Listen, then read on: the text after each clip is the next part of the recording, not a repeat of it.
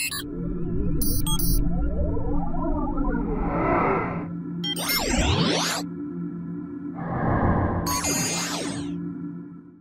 this is Gary from Open Space Advertising. We're currently working with one of our customers and we're trying to set up a sales funnel for a golf coach. Just to take you around the office a little bit. This is where we actually run all of our different campaigns. There's Liam over there who's going to be putting all of this together, and Alfie, who's one of our apprentices who's been posting for quite a long time and has now come over to our sales side. But we're just showing them how to put together a sales funnel so you can see exactly what it's all about. So this massive amount of mess on this whiteboard is the structure that we're putting together in order so that we can find out exactly how much it costs to get a customer, so that our customer will know exactly how much he has to spend in the future in order to get new customers. So I'm going to quickly take you through this, just so that you can see exactly what we actually do. So first of all, we've got the goal at the top here. So what we're actually trying to achieve. So as you can see from here, it says, who do we want to come to our golf day? This is a guide that effectively shows people who can play golf to a certain handicap. So as an example, single handicap golfer, potentially up to 12. So he would like people who have got a handicap of 12 or under to come to his golf day, because he's going to be able to show those people how they can actually earn some money doing something that they absolutely love.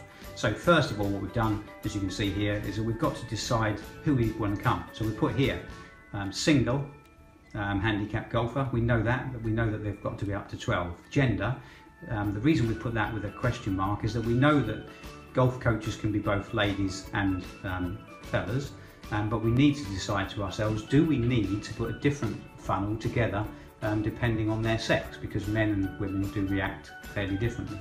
So once we've done that, we know that we then need the demographic of our single handicap golf player. So as an example, we need to find out their interests, what do they like to watch, what platforms are they actually on, where have they got their profiles, Facebook as an example, LinkedIn, what job types they typically tend to have, what age groups they tend to be. Now if we find that there's some people who are in their 20s, some people in their 30s and some people in their 50s, we'll know that we need to come up with more than one type of an advert or more than one way of reaching those people, because they're going to basically react differently depending on their age. And we'll also want to have a look at the pages they like, so whether they're on, if they are on Facebook, we'll want to decide whether they like golfing pages, we'd expect them to, but whether they like other things as well. Also, we'd want to know roughly their income. The more somebody earns, the more that they will cost to reach on Facebook, LinkedIn, Twitter and on Google Ads, because Facebook will know they're valuable, and there'll also be other people competing for them. So if you've got somebody that earns 100 grand a year, then you'll find that Audi and maybe BMW and some of the other companies will be competing for that customer as well, and there's only a certain amount of places on the timeline. So what platforms are they active on? I know we asked what platform they're on, but there is a difference. Somebody might have set up a page on Facebook, or they might have set up something on LinkedIn just because they were told to do so, but they weren't technically really interested. They just wanted to set it up and they never use it. So we're looking for the platforms that they're regularly posting on, perhaps making comments as an example. We put down the car because, again, we can potentially use things that they're interested in or things that they do like cars in order to discover who they are a little bit later on. I've also put here, as you can see, we've got existing database. So one of the key things when you're trying to build an audience, because obviously there's a lot of guessing to do there, so trying to find out their interests, trying to find out what they watch, what platforms they're using, what car they're driving, what income, it can take a lot of time, and some of our customers just don't physically have enough budget in order for us to do that. This process, if we're going to investigate it without anything else, could take us up to 4 weeks. And as you can probably guess, that means our customers' whole budget potentially for 4 weeks is going to be taken up on just building this profile. So a really quick way to be able to do this is look at somebody's existing database. And let's take Facebook as an example. There we are, the phone's ringing. I'm going to pause the video and restart in a couple of seconds. Hi, Gary from Open Space Advertising again. We've now answered the telephone call. It was a customer who just launched an app on the App Store for him, and he's just having a look through it. So anyway, as I said, a really quick way of getting started on a platform such as Facebook, for example, is to already know the audience. Now, Facebook have a massive database and so can help you out there. So as an example, if you've got an existing database of customers, what we can do is take as many details as you have, so their phone number, their name, their email addresses, any information you've got, we can then upload those to Facebook and they will check to see whether these people have Facebook accounts and how active they are. Once we've done that, what we can then say to Facebook is, can you create us a lookalike audience? Now, a lookalike audience is a set of people who've got the same demographics, potentially the same interests, potentially the same incomes, maybe they live in the same areas as your existing database of people, and then they can create that for you. So what we end up then is with a whole list of people who are potentially just like your existing customers, and we haven't actually had to know about their interests, all the information about where they are, their ages, because Facebook will know all of that information for us. Now, it's not a perfect way of doing it, but it's a really good way to get started. So once we've done that, we then have various different ways that we go down, and we put together a sales funnel for this, and we'll have what we call is a top of funnel, a middle of funnel, and then we'll have a lower funnel. So in this case, our top of funnel, which is the whole aim of this area, is we're trying to find people who are potential coaches. And the aim of our funnel actually is for those people to be able to put their hands up. So what we're going to be doing is we're going to be creating 3 videos. So some people will see video 1, some people will see video 2, some people will see video 3. There'll be slight variations on those videos, so we can start to find out which videos are more interesting to the people that we're working with. Now, if they watch that video all the way through, so if this video is 2.5 minutes long and somebody from our lookalike audience actually watches it the whole way through, what they've really done is they've put their hand up and they've said, I am somebody that's potentially interested in your golf coaching product, because otherwise they would never have taken the trouble. So basically what we're doing, our whole aim is we're now going to be watching for the amount of people who watch this video. And once we've got that, what we're going to be doing is we're going to be asking Facebook to collect that information. So once we know, as an example, we've had 4,000, 2,000, 3,000 people who have watched that video, we now know that we've got a really strong audience. So to begin with, we had a lookalike audience and they were totally cold. They knew nothing about coaching, they knew nothing about really anything except the fact they were similar to our customers. Our first endeavour, if somebody's watched that video for maybe half the way through, the whole way through, we now know that they are much more likely to end up being our customers. And what we've done is, if we started off with a lookalike audience of 100,000 people, and we're now down to about 20,000 people, we've managed to get rid of 30,000 people that are going to not really be interested in our products, so there's not much point in continuing to advertise to them. So what we do with the video is the video's aim really is for people just to watch the video. But what we're going to do on this occasion is at the end of the video, we're going to have the golf coach Peter, and what he's going to do is just say to them, thanks for watching my video, I've got a free book you can download. In the description is a link, click on that link and you'll be able to get a download of a PDF or a small ebook which will give you all the steps that you can take in order to become a golf coach. Now, what we're then going to be doing is that, as I said, although that's great, so if we manage to get people to go to that landing page and then effectively check out and they fill out their details, we'd have already succeeded. But we know that on average we're really dealing here with people that are a cold audience, and cold audiences very rarely fill out those forms because they still don't know you from Adam and they don't like or trust you at that stage. So what we're going to do is we're going to be getting them to watch them, so that by watching the last couple of seconds of that video they will have been introduced to Peter. And the idea of that really is just to start to get them to think of Peter as being the golf coach, to be the authority in his industry. So once we've done that, what we're then going to be doing is we're actually going to be creating our middle of funnel. Now the middle of the funnel is going to potentially have another video, or it might just have a static advert. Now basically what this is going to be doing is that the audience that we got from the top of our funnel they're the people that we're really interested in. As you can see there, I'll put 10 seconds. So this audience can't qualify unless they watched our video for at least 10 seconds. And what we're then going to be doing with this advert is that we're going to be trying to get these people to actually visit our static landing page. Now on the landing page, if they visit that landing page, what's going to happen is we're going to be offering them the chance to download the ebook, because if they watch the video for only 10 seconds, they may never have seen Peter actually offer them the chance to download the free ebook anyway. So basically with this, and even if they did, they still may not have done it because it was the first time that they saw him. So the next stage is we move down and we're going to be getting these people to visit a landing page. Once they visit the landing page, we're obviously trying to get them to download the ebook.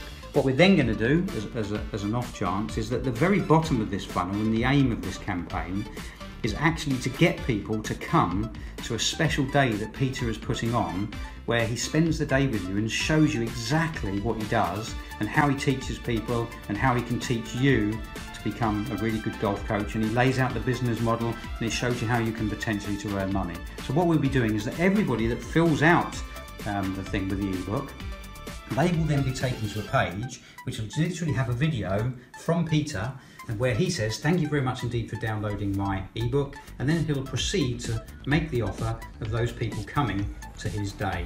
And on this occasion, what we're going to be doing is that he's going to be charging £195 for his day, but as a special offer for the first 10 people that visit that page and basically take action, he's going to allow them to come to his day, which is probably worth about £300 or £400, for about £5. So hopefully what will happen is, if they really are interested, they download that, they'll listen to his video, and because now there's only 10 chances to get it for £5, if they're interested, they're likely then to fill out their details, leave their phone number, and actually then he would have completed the sales funnel. But again, we know that when you get to the middle of the sales funnel, some people are not still ready for that exact stage. So we've then got what we call the lower sales funnel.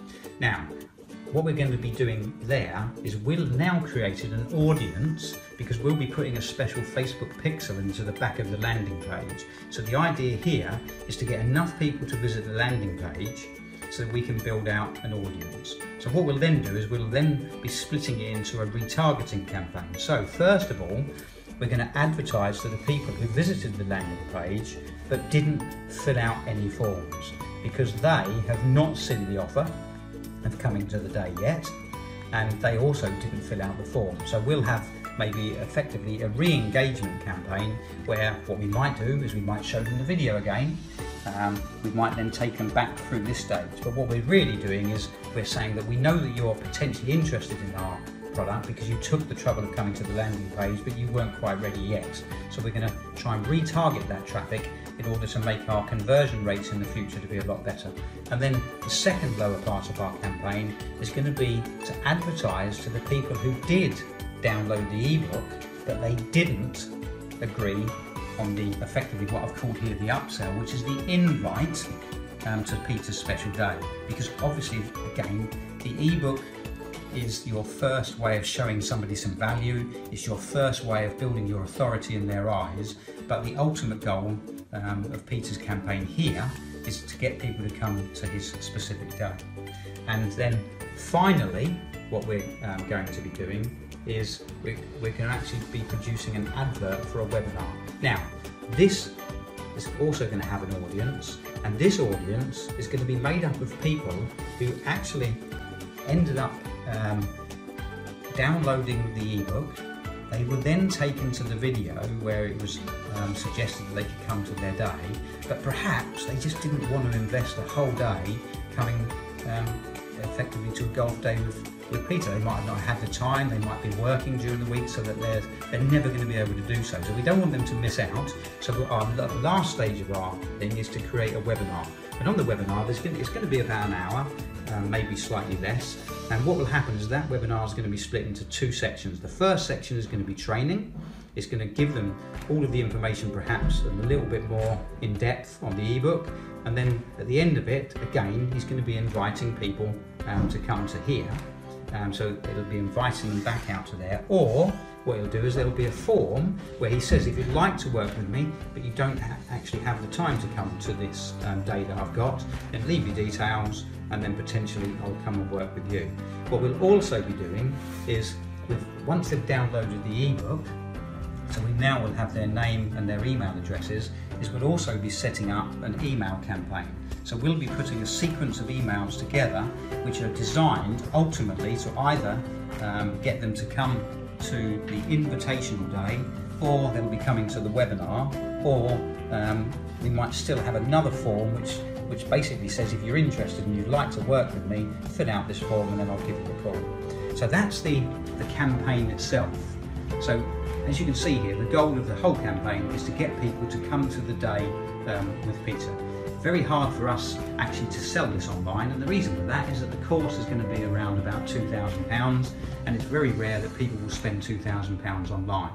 I'm just going to take you down a little bit further now, so I'm going to be bending down on my knees, but I just want to show you something which is for the future with this customer, and how we try to turn this into effectively a scientific exercise, so that in the future we no longer have to guess what we need to spend, where we need to spend it in order to get people. So what we're going to be learning from this campaign in many ways is that ultimately, as you saw, that in order to download our ebook, we've created a landing page. So what we've got the pixel in the back, but what we're also going to start to do is we're going to start to find out that once we get to about 1,000 clicks, 1,000 people have visited the page, we can be fairly sure that the conversion rates that we then see are going to be fairly static. They're almost going to become averages. So as an example, we put here, we might end up with 20 to 35% of the people who visited the page downloading the free ebook.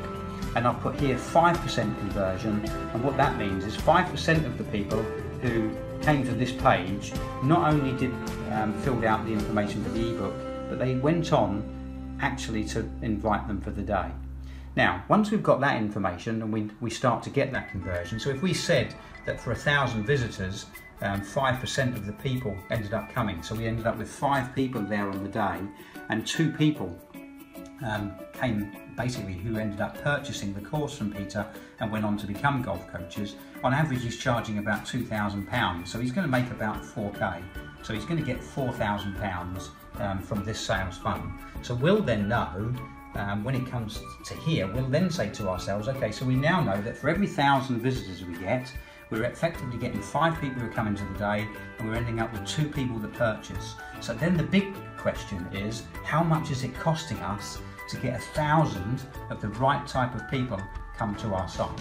So if we find out, as an example, that actually Facebook are charging us £400 to get 1,000 people to come to our page, and that results in 2 sales, we now know that the cost of acquisition, so the cost of a customer, is around about £200. So the great thing of that is that if Peter needs to have 10 people coming to his day, we'll know that we've got to spend £2,000 in advertising with Facebook. But for that £2,000, we will definitely end up with £4,000 worth of customers, as an example. Now, if you can make a profit out of that, that's great. It's a funnel that will actually live on forever. If you can't make a profit out of that, then we need to try and hone in on the funnel and try and reduce that to the level that we possibly can.